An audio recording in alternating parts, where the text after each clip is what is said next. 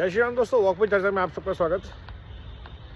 राहुल गांधी वापस आए हैं कल रात को और दिल्ली की राजनीति में उतरने वाले हैं। तो अब भूकंप आना तो निश्चित है कि जब वो आते हैं कुछ ना कुछ होता है। क्या वो दिल्ली की राजनीति में किसानों को उतारेंगे?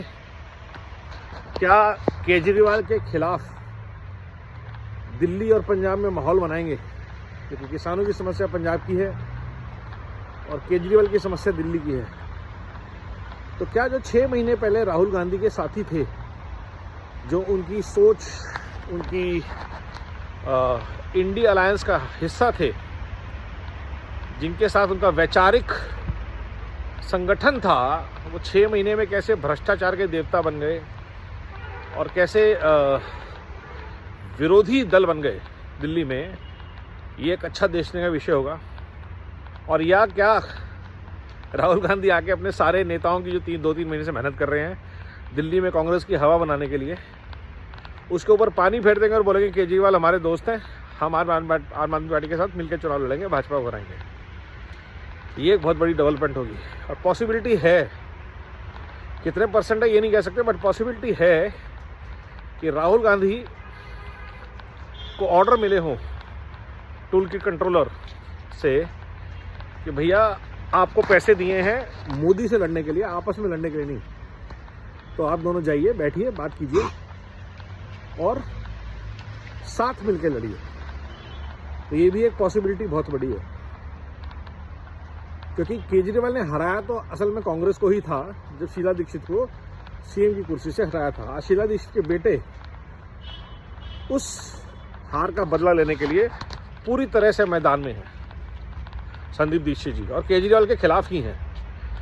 तो अब देखने वाली बात यह है कि क्या वो अपना पर्चा विड्रॉ करेंगे राहुल गांधी जी के निर्देश पर, या राहुल गांधी आके और एग्रेसिव तरीके से अपने पुराने साथी के खिलाफ मोर्चा खोलेंगे और संदेश देंगे ममता, अखिलेश और बाकी सब इंडिया अलायंस मेंबर्स को, पार्टनर्स को, कि कांग्रेस आपके खिलाफ विधानसभा चुनावों में लड़ेगी और बिहार का चुनाव आने वाला है।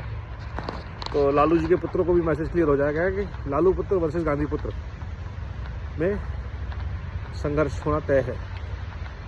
तो ये समीकरण बहुत इंटरेस्टिंग है, क्योंकि इससे फिर से एक बार प्रूव होता है कि वो गठबंधन तब भी मुद्दों पे नहीं था, लालच का था, सत्ता के हस्तांतरण के लिए था, सत्याग्रह के लिए था, सत्ता के आग्रह के लिए था, सत्याग्रह था वो, सत्याग्रह तो कहीं से नहीं था।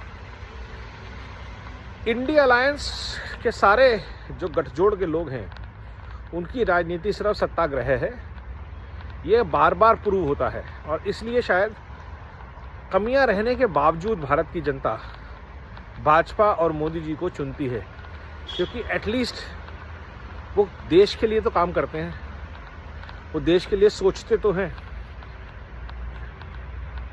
आज अगर दिल्ली में केएमपी पूरा हुआ है, मेरठ एक्सप्रेस वे बना है, मुंबई एक्सप्रेस वे बना है, मेट्रो का काम स्पीड से हुआ है, दिल्ली को इलेक्ट्रिक बसेस भर भर के मिली हैं, तो उसमें बहुत बड़ा योगदान केंद्र सरकार और मोदी जी का है। आज दिल्ली के अस्पतालों का बेड़ा गर्क है, दिल्ली में पीने का पानी नहीं मिल रहा, क्योंकि जो सब्जेक्ट स्टेट के अंदर हैं वहाँ पे करप्शन है। सबसे बड़ी समस्या केजरीवाल के राज में करप्शन है, भ्रष्टाचार है। और महिलाओं का कितना सम्मान है वो हमने स्वाति मालीवाल जी के साथ जो हुआ वो समय भी देखा, और आतिशी के साथ जो हो रहा है और होने वाला है वो भी देखेंगे कि दिल्ली की महिला मुख्यमंत्री को ठप्पा मुख्यमंत्री बताकर दरकिनार कर दिया गया, और आज के चुनाव में उनका जिक्र ही नहीं है कि इसके चेहरे पे चुनाव नहीं लड़ा जा रहा, क्योंकि इन्होंने 6 महीने में काम नहीं किया। दिल्ली की जनता को मौका ही नहीं दिया जा रहा कि जो आपके प्रेजेंट मुख्यमंत्री हैं उसके काम का विश्लेषण और उसके ऊपर वोट पड़े। ये है महिलाओं का सम्मान जो आप 2100 रुपये में बेचेंगी। तो जब केजरीवाल 2100 रुपये बेचते हैं तो आप यकीन मानिए आपके घर की महिला, बहन, बेटी, बीवी, सबको स्वाति मालीवाल जितना सम्मान मिलने वाला है जो खिलाफ बोला। और ये एक एपिसोड नहीं है, बहुत सारे हैं। तो चाहे महिलाओं का सम्मान हो, चाहे जो केजरीवाल जी कर रहे हैं, वो सबको दिख रहा है। लेकिन वोट बैंक की अपनी मजबूरी है। जिनको फ्री का मिल रहा है उनको लगता है कि हमारा नंबर नहीं आएगा। नंबर सबका आएगा। दिल्ली अगर झन्नूम बनेगी तो सब अस्पतालों में ही जाएंगे। उन अस्पतालों में जिनमें कोई सुविधा नहीं है, वो मोहल्ला क्लिनिक जो कभी बने नहीं, स्कूल नहीं बने हैं, आपके बच्चों को भेड़ बकरियों की तरह उनमें भर दिया गया है, शिक्षक नहीं भर्ती हुए।